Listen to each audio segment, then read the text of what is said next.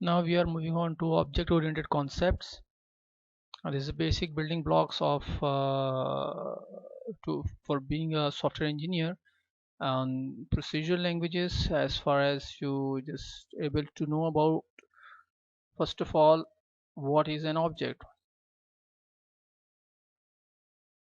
Now if you talk about daily conversation, there are lots of objects. Basically the real world entity. A real world entity means it could be anything. For example, if you go to some market, there are lots of people, so you can say that every people is an object.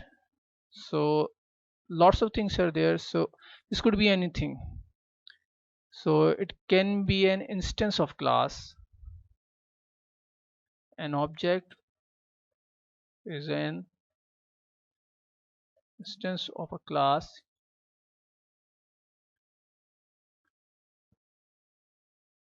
or you can say, if you are still unable to get that actual definition, so you can just say that objects are created based on the class definition.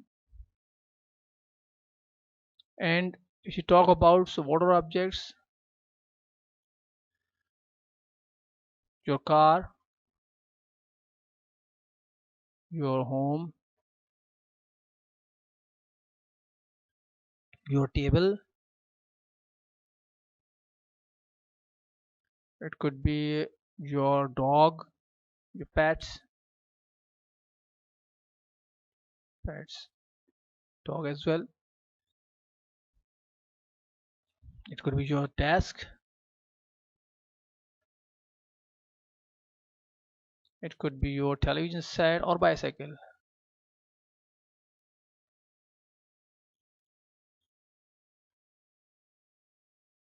set or a bicycle. So you can see the object can be of anything.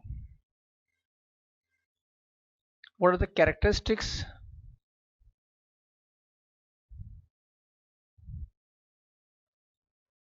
Characteristics of an object.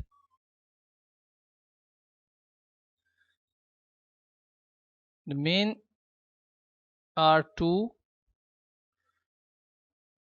Number one is state and behavior. State. And why we discuss about state and behavior, that means whether they are running or they are stopped, whether they are active, they are inactive. So state, what are they doing now? That means, for example, if you talk about dog, if you talk about pet, if you talk about car, so car is an object, but it can run, it can be driven. For example, the wheel is moving, so the movement is a behavior that on the accelerator, when you give an accelerator, the wheel will start moving on. So that is why the behavior, you must add behavior to an object. So this is what the state and properties will be having. That means color, cast and type, eye colors and this and that. So this can be the further refinement. So this is what the object is. And I'm just adding one more thing here to just further enhance and concrete your concept. That means it could be a name, color, breed, and whether he or she is hungry. So this is the state, that in which state, or running, it could be running, or you can say that running can be in state, but because running is a behavior which needs to be added, so that's why it should come under behavior, that it is working. So if you talk about behavior, so simple is here: running, barking, fetching, and wagging tail, etc. So this is the tameness of any pet animal. Or if you talk about the bicycle, for example, what would be the state of bicycle? It should be current gear, current pedal, or current speed. And as far as the behavior is concerned, it could be the changing the gear. That means if you want to just move faster, so you will need to change the gear. If you want to move your cycle faster, you will be putting more speedily pedals. So this is for the behavior of. And when the bicycle is on high speed, you need to stop, so the brakes will be the another behavior to apply. So I think this is pretty enough information for understanding object. And as far as the orientation is concerned, so you see that these are all the objects. Now you will be orienting them accordingly. For example, if you want to see the head, so the pointer must be on the head, and then you have some other parts of the body, so each one will come on the call. So that is why the orientation is very important as far as the objects are concerned. So I think you will understand this. Now we are moving towards the instance of an object. So first of all, we would like to have uh, what is instance. So if we talk about instance, we are pretty much comfortable here to understand an actual uses of a class is called actual of a class is called instance.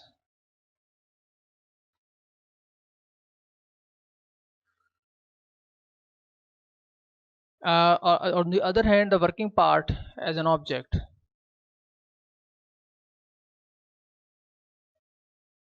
Working part as an object. Now the second question is that how to create objects. Objects.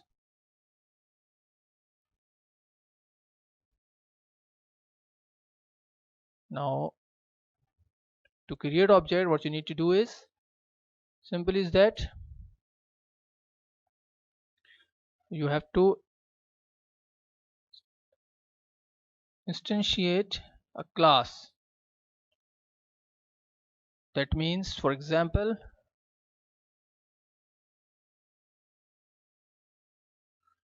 let's suppose dog. Dog is a class. You need to create its instance or an object. So dog basically, in while defining objects and uh, variable understanding and identification, so dog is a different name and small dog is a different thing. So dog equals to new dog and class bracket ended. So this will instantiate an object dog, dog small dog, or you can just represent by putting one number over here. So this will distinguish that this is dog 1 and dog is a class and dog 1 is an object. Now so you will reference this thing. So this is how to instantiate a class. So this is now instantiating. So this is how to create objects. Now as far as the instantiation is concerned, basically if you talk about you need to build a car from its engineering drawings. So before you can actually drive a car, you must build an object of a class. Before a program can perform the task that the class methods define, the process of doing this is called instantiation, or an object is then referred to as an instance of a class. So for example, if I'm making a car, or I'm just making home, so I need to bring all that stuff first, and then I have to just give a name and then put all the objects inside. So this is what the instantiation of these things. Now we have switched over to object oriented programming. Now the concepts are different. First of all, if we talk about a language designed around the concept of objects, it's okay, no problem. Basically when you are talking about OOP concepts, object oriented programming, you have to discuss about the properties that exhibit certain behaviors. To exhibit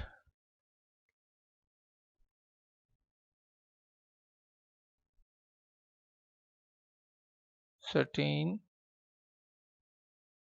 properties and certain behaviors. This basically includes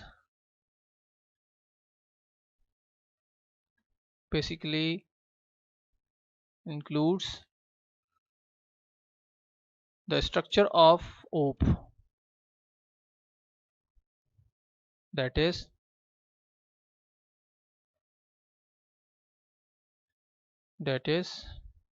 uh, encapsulation, polymorphism, inheritance.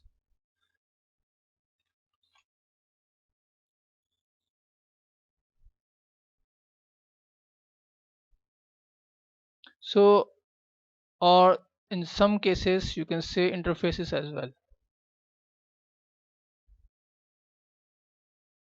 Interfaces as well. But main concepts are this. Encapsulation means if you want to hide the information, you will be using encapsulation. And if you want to just for example public private variables and protect it, and for polymorphism you will be using getting and getter methods and setter methods. And inheritance you have to just use the superclass and subclass concept, base class concept. You will be extending the superclass or master class or parent class within the parent, within the child class, children classes. Or if you want to implement multiple inheritances, you need to use interfaces. So that is why these are the main building blocks of object oriented programming. So we are just going to discuss each one separately. Now if we talk about encapsulation, first of all, to create a boundary around an object to separate its external public behavior from its internal private implementation. So to create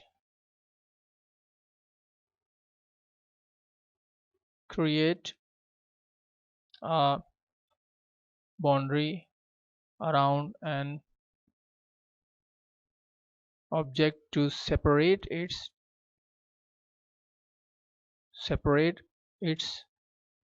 external, that is public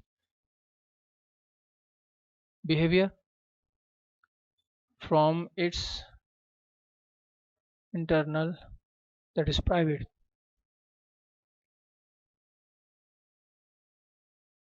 From its internal, that is private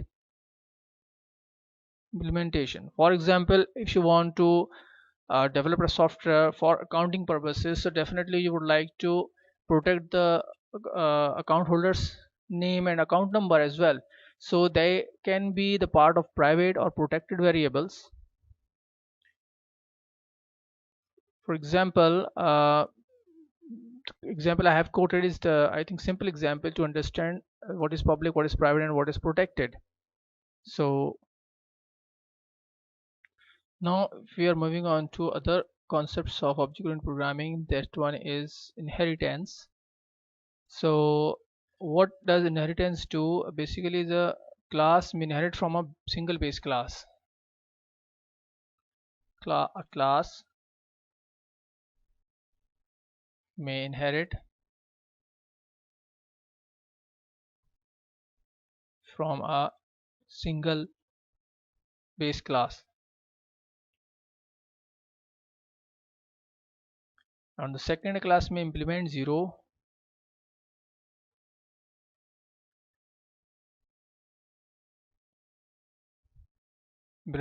or more interfaces.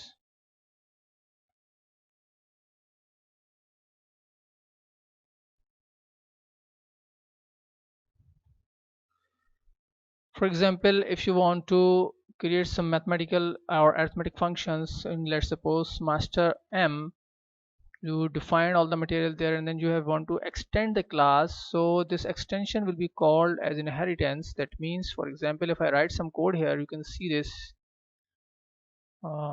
Let's suppose class inheritance. I just put both the brackets first, and now I'm just putting this here.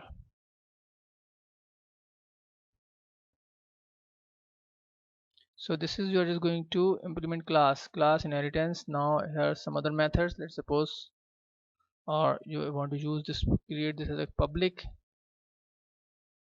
public class inheritance, whatever you want to do this here. So inheritance, that means class inheritance, right? One method is here, public add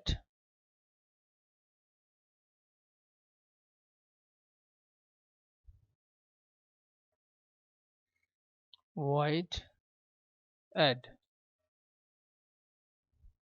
right? I have created this method. Now I just want to extend the class. After this, again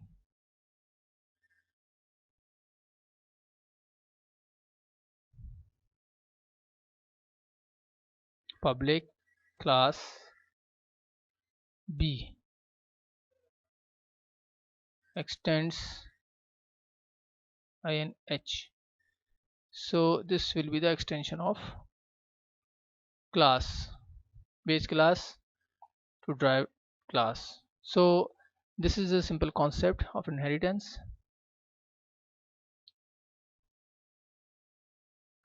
Now moving on to polymorphism. So what you need to deal here with, now you can see that class can be used as its own type,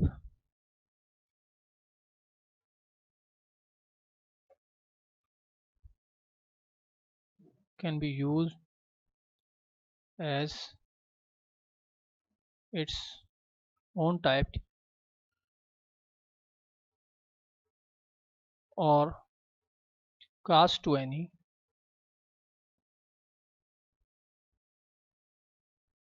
base types or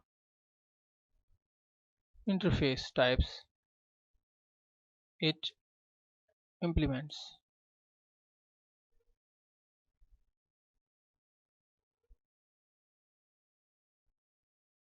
Objects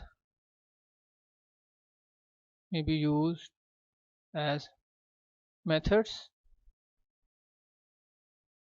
virtual methods, as virtual objects may be used as virtual, or virtual methods may be overridden in a drive type. That means class B. So these are executed instead of the base implementation.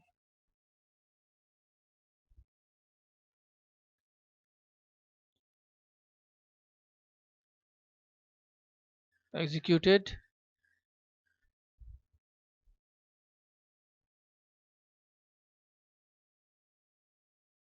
instead of base implementation.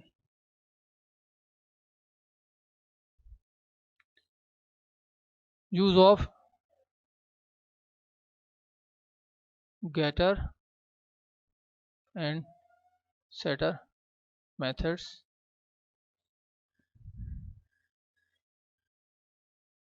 basically interface the communication to interact between different classes and to support inheritance, multiple inheritance.